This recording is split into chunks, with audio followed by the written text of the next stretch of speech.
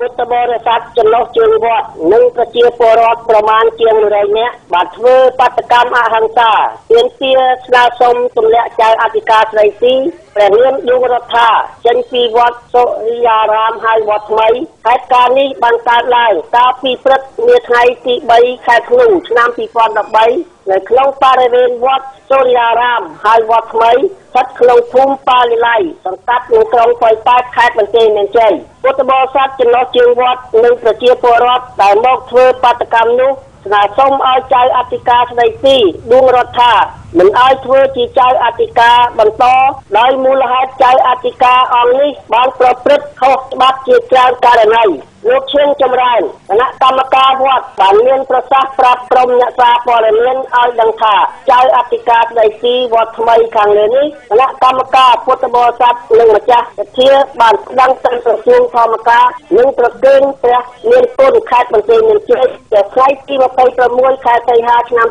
2013ដែលសូមបញ្ឈប់តួនាទីព្រះនាងភិក្ខុឌួងរដ្ឋាមិនឲ្យធ្វើជាចៅអធិការបន្តទៀតទេដោយមានបញ្ហាជាច្រើនករណីដូចជាចំណាយថវិកាកសាងសំណង់ក្នុងវត្តខុសខ្ទង់មិនបានឯកភាពជាមួយគណៈកម្មការបានកាប់ដើមឈើក្នុងវត្តបានជេរប្រមាថដូនជីក្នុងវត្តបានវាយព្រះសង្ឃបណ្ដេញជាងដែលកំពុងសាងសង់កុដិនិងបានបង្ខំឲ្យព្រះសង្ឃបង់បច្ច័យចំនួន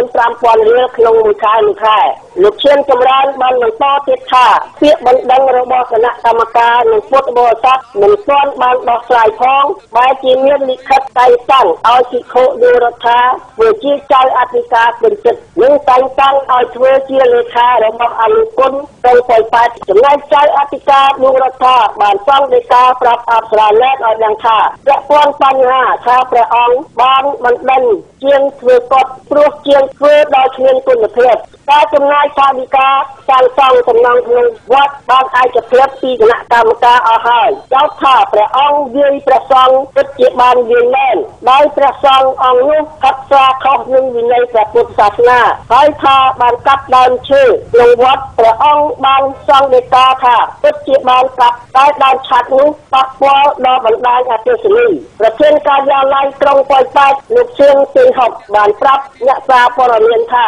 ពាក់ព័ន្ធបាតកម្មនេះជាសិទ្ធិសេរីភាពរបស់ពួកគាត់តែរយៈកាលកន្លងមករឿងរ៉ាវនេះធ្លាប់បានដោះស្រាយពីលើករួចមកហើយមកដល់วันនេះបានដោះស្រាយឯកភាពគ្នារួចមកហើយនៅសាលាក្រុងសូមបញ្ជាក់ផងដែរថាការធ្វើបាតកម្មអហិង្សានាព្រឹកមិញនេះមានកម្លាំងនគរបាលក្នុងមូលដ្ឋាននិងអាជ្ញាធរបានជួយធ្វើអន្តរាគមន៍បញ្ជាចរាចរណ៍បន្ទាប់មកគឺឃើញអាជ្ញាធរក្រុងប៉ោយប៉ែតនិមន្តចៅអធិការនិងអញ្ជើញគណៈកម្មការទៅដោះស្រាយនៅសាលាក្រុងប៉ោយប៉ែតឃើញថារាយការណ៍ពីក្រុងប៉ោយប៉ែតអប្សរាណែត